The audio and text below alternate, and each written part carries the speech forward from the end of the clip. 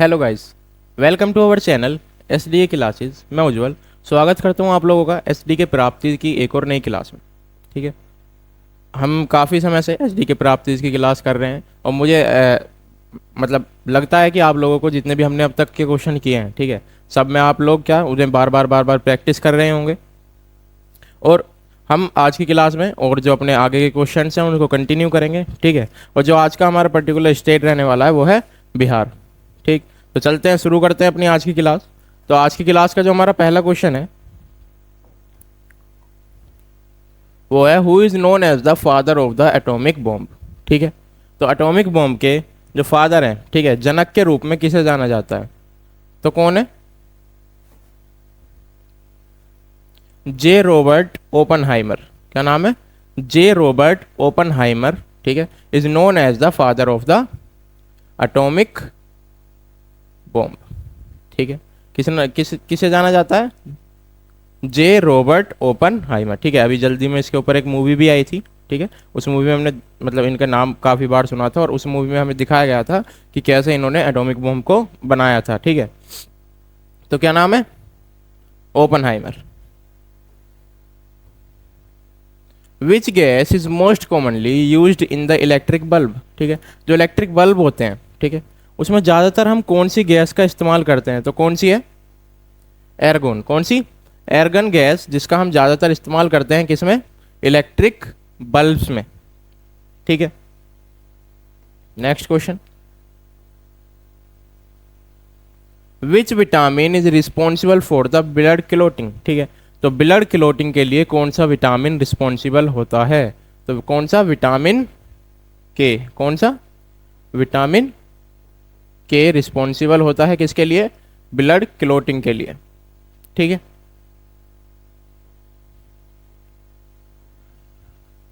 Who is credited with the discovery of America. ठीक है, मतलब किसको अमेरिका की डिस्कवरी का क्या क्रेडिट दिया जाता है, तो कौन थे? Christopher Columbus. कौन से? Christopher Columbus. ठीक है, कोलंबस के नाम से ज़्यादा पॉपुलर है, तो इन्हीं को क्या दिया जाता है? क्रेडिट दिया जाता है, किस लिए? अमेरिका की खोज करने के लिए। और कब करी थी?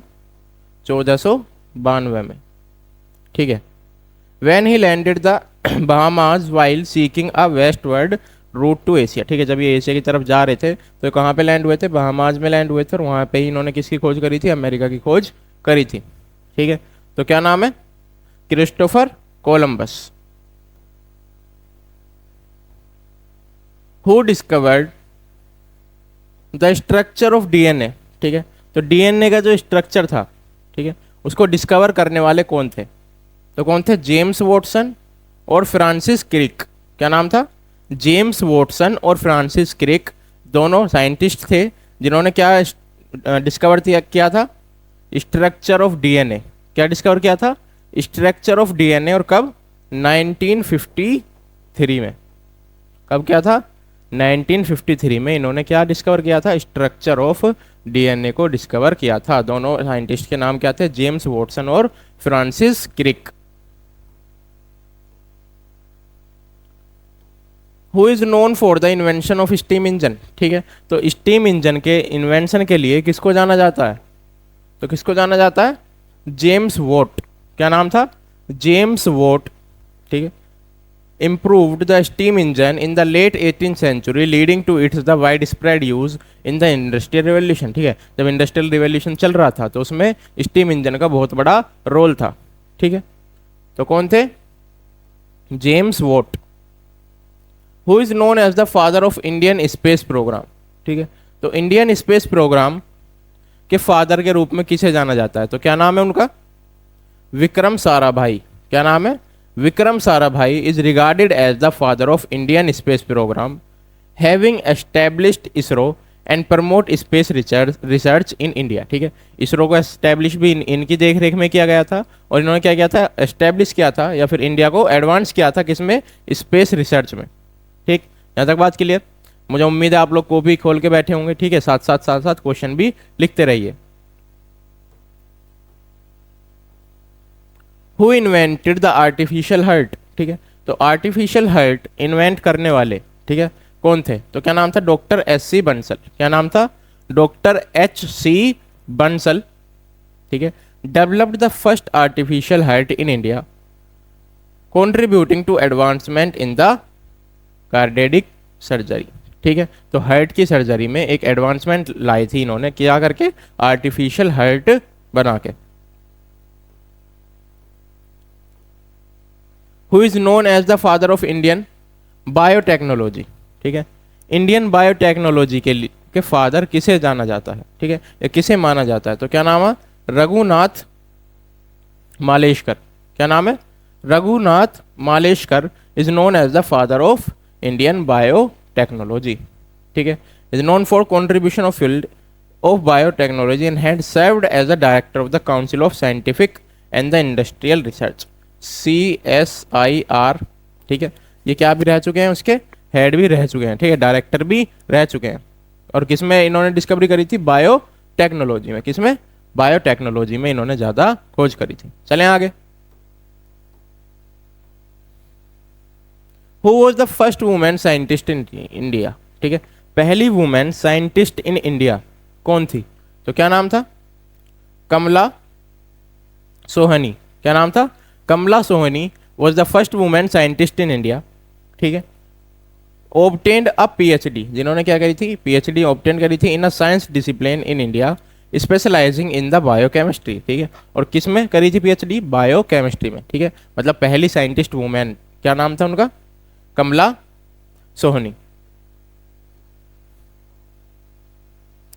Who is known for his work in the field of agriculture and the hybrid crop. ठीक है, फील्ड ऑफ एग्रीकल्चर और जो हाइब्रिड क्रॉप्स होती हैं, ठीक है, उनमें काम करने के लिए कौन ज़्यादा जाना जाता है, तो कौन है, MS स्वामीनाथन। क्या नाम है, SN Swaminathan is known for the field of agriculture and the hybrid crops. ठीक है, चलें आगे।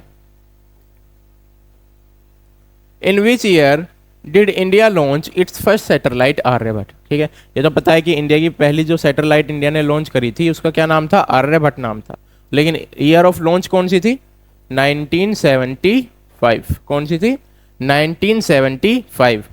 ठीक है,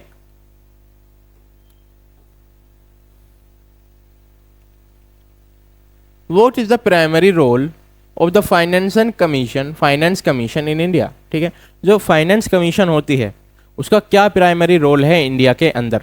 ठीक है, तो देखते हैं क्या है, to regulate the financial relation between central and the state, central government और स्टेट के बीच में, ठीक है, क्या कराना, फाइनेंशियल रिलेशंस को रेगुलेट कराना, लगातार चलाते रहना ही काम है किसका, फाइनेंशियल कमीशन का। ठीक है, of Indian constitution define the financial relation between central government and the individual state government. ठीक है, स्टेट गवर्नमेंट और सेंट्रल गवर्नमेंट के बीच के जितने भी ट्रांजैक्शंस हैं उनको संभालना ही किसका काम होता है, फाइनेंशियल कमीशन का काम होता है। What does the term fiscal deficit mean? ठीक है, एक टर्म होती है जिसका क्या होता है, फिस्कल डेफिसिट होता है। क्या होता है, फिस्कल डेफिसिट। अब इसका क्या मतलब होता है, the gap between government revenue and the expenditure. ठीक है, गवर्नमेंट ने की इनकम, ठीक है, और गवर्नमेंट की खर्चों के बीच का जो गैप होता है, ठीक है, वही हमें क्या होता है, फिस्कल डेफिसिट होता है। एक बार फिर से, जितना भी गवर्नमेंट की इनकम है और जितना गवर्नमेंट ने खर्चा किया है, जो उसके बीच का गैप है, ठीक है, उसके बीच का बचा हुआ पैसा है, उसी को हम क्या बोलते हैं, फिस्कल डेफिसिट बोलते हैं। क्या बोलते हैं, fiscal deficit. In which year was the goods and service tax introduce in India. ठीक है, पहली बार GST इंडिया में कब इंट्रोड्यूस हुआ था, तो कब हुआ था, 2017 में। ठीक है, कब हुआ था, 2017, और ये इंप्लीमेंट हुआ था कब, 1 जुलाई 2017 को। ठीक है, कब, 1 जुलाई 2017 को ये इंप्लीमेंट हो गया था ऑल ओवर इंडिया में। What is the objective of the make in India initiative. ठीक है, जो मेक इन इंडिया इनिशिएटिव चलाया गया था उसका ऑब्जेक्टिव क्या था, तो क्या था, to promote manufacturing in India. ठीक है, इंडिया के अंदर ही क्या किया जाए, मैन्युफैक्चरिंग ज़्यादा से ज़्यादा करी जाए। ठीक है, ये 2014 में लॉन्च किया गया था। Initiative aims to promote domestic manufacturing and make India a global hub for production. India को क्या बनाना, ग्लोबल हब बनाना, किसके लिए, प्रोडक्शन के नज़रिए से। ठीक है, तो यही इसका क्या था, मेन ऑब्जेक्टिव था कि क्या करना, सेल्फ प्रोडक्शन करना। Who is responsible for the preparation of union budget in India, ठीक है, जो इंडियन यूनियन बजट बनाया जाता है इंडिया में उसके लिए रिस्पॉन्सिबल कौन होता है, तो कौन होता है, फाइनेंस मिनिस्टर। कौन, finance minister is responsible for preparing and presenting the union budget before the parliament of India, ठीक है। तो कौन होता है, फाइनेंस मिनिस्टर होता है, ठीक है, जो क्या करता है, सारे प्रिपेयर करता है और प्रेजेंट करता है यूनियन बजट को किसके सामने, पार्लियामेंट ऑफ इंडिया के सामने, ठीक है। यहां तक बात क्लियर है, चलें आगे। Which of the following is not a function of reserve bank of India, ठीक है, जितने भी यहाँ पे दिए गए हैं उसमें से रिजर्व बैंक ऑफ इंडिया का क्या काम नहीं है, regulating the stock market, stock market को चलाना रिजर्व बैंक का काम नहीं है, ठीक है। The RBI regulates the banking sector, ये बैंकिंग सेक्टर को करती है, करेंसी इशू करती है, लेकिन क्या नहीं करती, स्टॉक मार्केट को ये नहीं चलाती। Which is managed by securities and the exchange board of India, अब जो शेयर मार्केट है, ठीक है, ये किसके द्वारा चलाई जाती है, सेबी के द्वारा, किसके, सेबी, ठीक है। क्या नाम है, securities exchange board of India के द्वारा क्या करा जाता है, जितने भी शेयर मार्केट है उसको कंट्रोल किया जाता है, ठीक है। चले, what is the main source of revenue for the government of India, ठीक है, गवर्नमेंट ऑफ इंडिया के लिए जो मेन सोर्स है, ठीक है, रेवेन्यू का, वो क्या है, टैक्सेज है, क्या है, टैक्स, ठीक है। और इंडिया के लिए नहीं, चाहे कोई सी भी गवर्नमेंट हो, ठीक है, सारी गवर्नमेंट्स के लिए जो सबसे ज़्यादा उनकी इनकम का सोर्स होता है वो होता है टैक्स। क्या होता है कि उसे लोगों से कितना ज़्यादा टैक्स मिल रहा है। इंडिया के कौन कौन से टैक्स लगते हैं ज़्यादा, income tax, corporate tax and the goods and service tax. What is the primary aim of physical responsibility and the budget management act, FRBM का असली मतलब काम क्या है, ठीक है, जो उसका प्राइमरी एम है वो क्या है, तो क्या है, एंश्योरिंग फिजिकल डिसिप्लिन, ठीक है, कि गवर्नमेंट ज़्यादा इनकम लेके कम खर्चे ना दिखाए, ठीक है, या फिर ज़्यादा खर्चे दिखा दे और इनकम इतनी हो ही ना, उस डिसिप्लिन को मेंटेन करना ही किसका काम होता है, FBRM का होता है, किसका, FBRM का, या फिर उस पर नज़र रखना, ठीक है, उसकी तहकीकात करना अगर कुछ गलती होती है तो, ठीक है। ये फिजिकल डिसिप्लिन को देखती है, ठीक है, ट्रांसपेरेंसी को देखती है, गवर्नमेंट फाइनेंस की, ठीक है, और ये गवर्नमेंट को बताती है कि वो अपने फिजिकल टारगेट पे बनी रहे। Which economic planning body was dissolved in India in 2015, ठीक है, कौन सी इकोनॉमिक प्लानिंग 2015 में खत्म कर दी गई थी, कौन सी, प्लानिंग कमीशन, किसको, प्लानिंग कमीशन को 2015 में बंद कर दिया गया था। और उसके आगे क्या आया था, नीति आयोग, ठीक है, इसे बंद करके क्या लाया गया था, NITI Aayog, which focus on the corporative federalism and the policy of formulation, ठीक है, किसको बंद करके, प्लानिंग कमीशन को बंद करके किसको लाया गया था, नीति आयोग को लाया गया था। The economic planning in India is primary guided by which document, ठीक है, जो इकोनॉमिक प्लानिंग है इंडिया में वो कौन से डॉक्यूमेंट के द्वारा अब तक चलती आ रही थी, ठीक है, कौन से, 5 ईयर प्लान, इसके अकॉर्डिंग 5 ईयर प्लान्स ये की डॉक्यूमेंट था, जिसमें क्या होता था, outline the governments economic goals and the strategies for the development over 5 year periods, ठीक है, 5 साल के लिए जो गवर्नमेंट के जितने भी गोल्स होते थे या फिर गवर्नमेंट ने जो भी स्ट्रेटेजीज बनाई होती थी वो यहाँ पे बताई जाती थी या इसमें लिखी जाती थी और फिर उनके हिसाब से काम किया जाता था, ठीक है। तो कौन सा था, 5 year plan.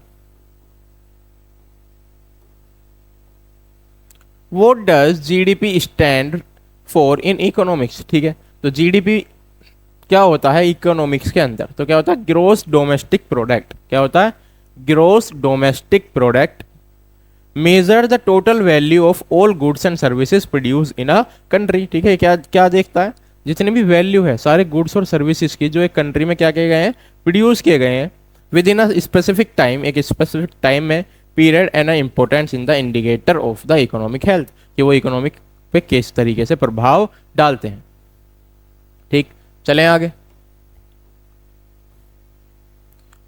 The concept of democracy was first introduce in which ancient civilisation, जो सबसे पहले डेमोक्रेसी है, ठीक है, वो कौन सी सिविलाइजेशन में आई थी, तो कौन सी, ग्रीक सिविलाइजेशन में सबसे पहले क्या डेमोक्रेसी को इंट्रोड्यूस किया गया था, ठीक है, और वहां पे गवर्नमेंट सिस्टम चलता था।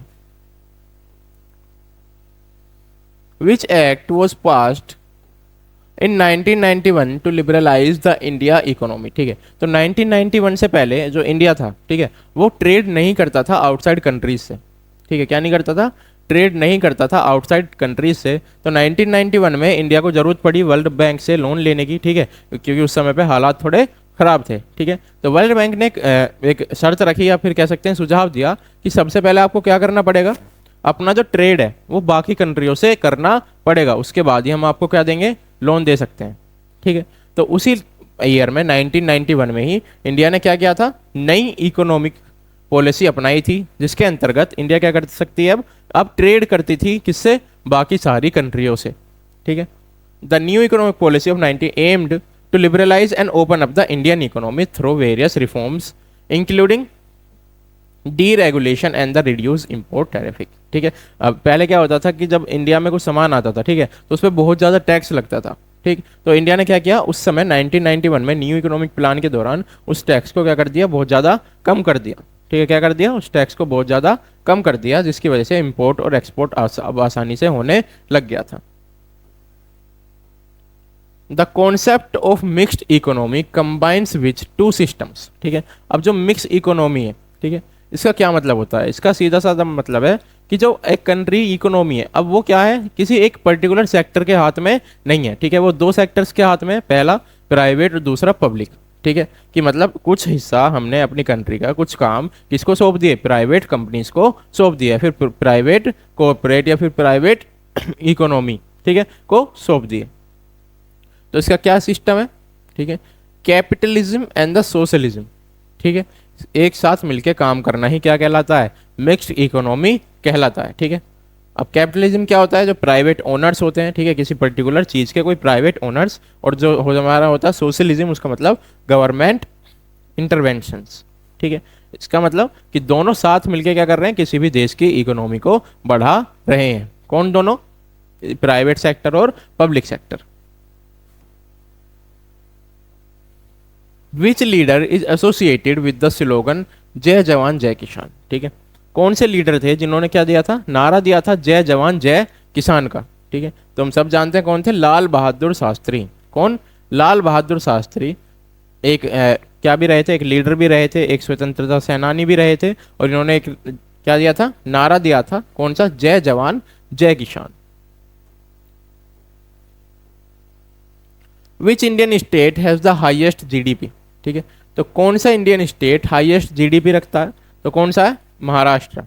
कौन सा, महाराष्ट्र सबसे ज्यादा जीडीपी रखता है, और किस वजह से, क्योंकि वहां पे बहुत ज्यादा इंडस्ट्रियल और फाइनेंशियल सेक्टर्स है, ठीक है। अब हमारे जो पर्टिकुलर स्टेट्स के क्वेश्चन हैं वो शुरू हो गए हैं, ठीक है, और आज का हमारा जो स्टेट है वो है बिहार। तो पहला क्वेश्चन है, what is the capital city of Bihar, ठीक है, तो बिहार की कैपिटल क्या है, पटना, क्या है, Patna is the capital city of Bihar and serve as a important culture and political centres in the state, ठीक है। ये वहाँ से क्या करते हैं, कल्चरल, मतलब जो बिहार का कल्चर है वो हमें ज़्यादातर देखने को मिलता है कहाँ पे, पटना में ही। Which river is known as the life line of Bihar, ठीक है, तो कौन सी रिवर है जिसको हम क्या कहते हैं, लाइफ लाइन ऑफ बिहार कहते हैं, तो कौन सी है, Ganga. Is considered the life line of Bihar as the support agriculture, provide water resources and the culturally significant, ठीक है, मतलब वहाँ के लोग इसे बहुत ज़्यादा मानते हैं, एग्रीकल्चर में हेल्प करती है, और जो बाकी जो डोमेस्टिक यूज होते हैं उनमें भी बहुत ज़्यादा हेल्प करती है। Which famous university is located in Bihar, ठीक है, तो कौन सी यूनिवर्सिटी है, ठीक है, जो फेमस है और बिहार में है, तो कौन सी, नालंदा यूनिवर्सिटी। कौन सी, नालंदा यूनिवर्सिटी, ठीक है, कहाँ पे है, बिहार में है। Is an ancient centre of learning and was the one of the first residential universities in the world, ठीक है, पूरे वर्ल्ड में कौन सी, मतलब कुछ ऐसी यूनिवर्सिटीज जो बहुत पहले से हैं वर्ल्ड में, ठीक है, उनमें इसका नाम शामिल है।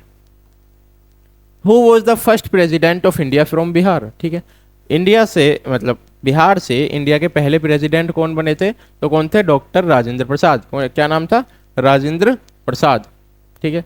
A prominent leader in the Indian independence movement, was the first president of India from Bihar, serving 1950 to 1962।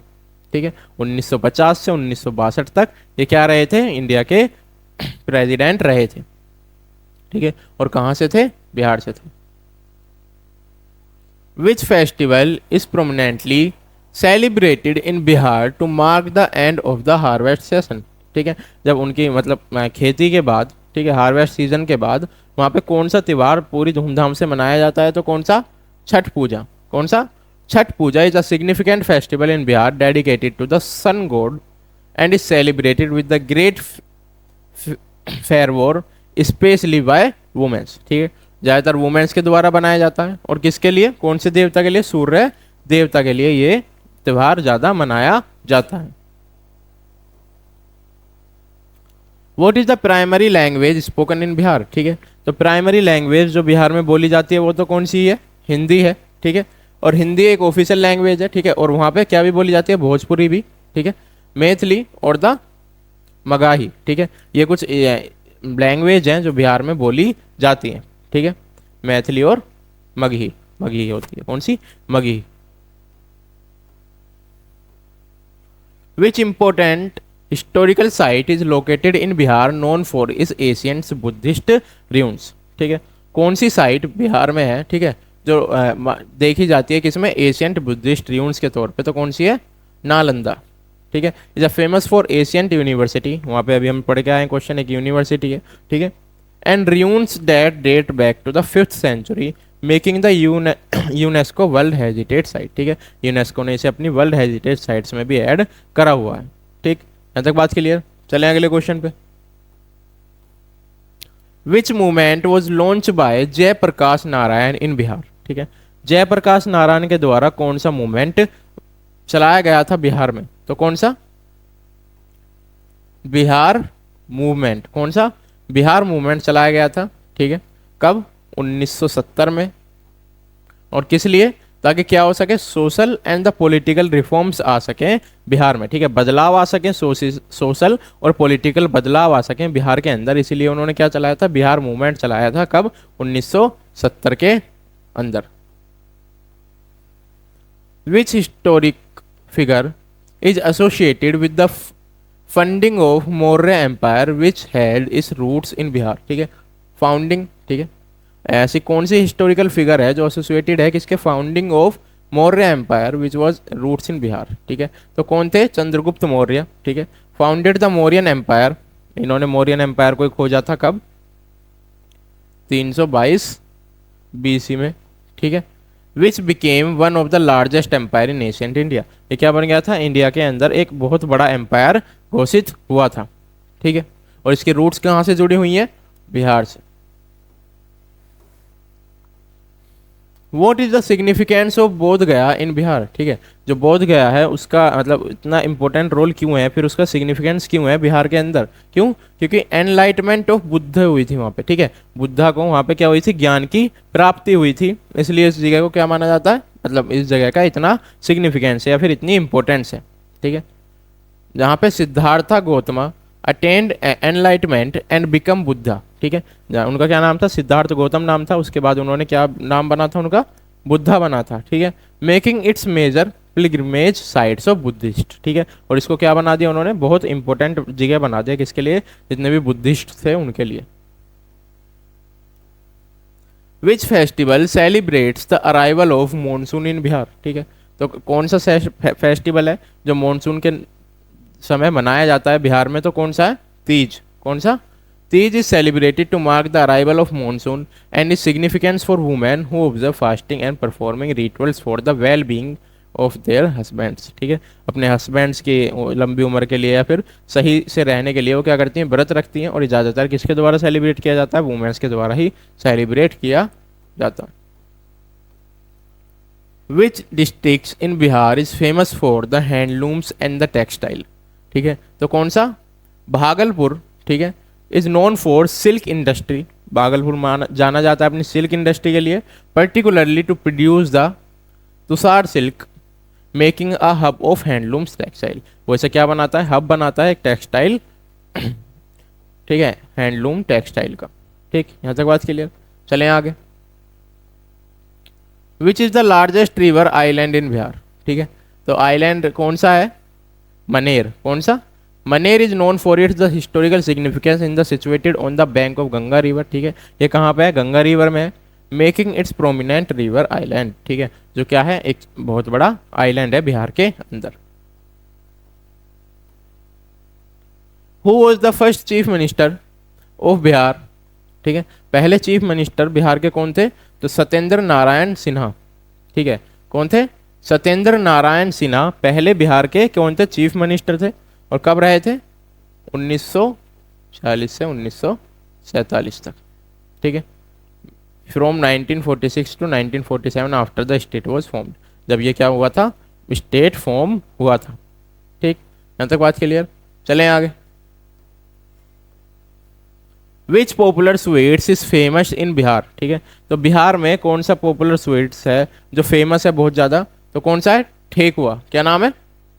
ठेकुआ एक ट्रेडिशनल स्वीट है बिहार से। ठीक है, जो मनाया जाता है फेस्टिवल्स के दौरान। ठीक है, और कब? छठ के दौरान ज़्यादातर। ठीक है, and made from the wheat flour and the jaggery. ठीक है, और किससे बनाया जाता है? गेहूं के आटे से और गुड़ से बनाया जाता है।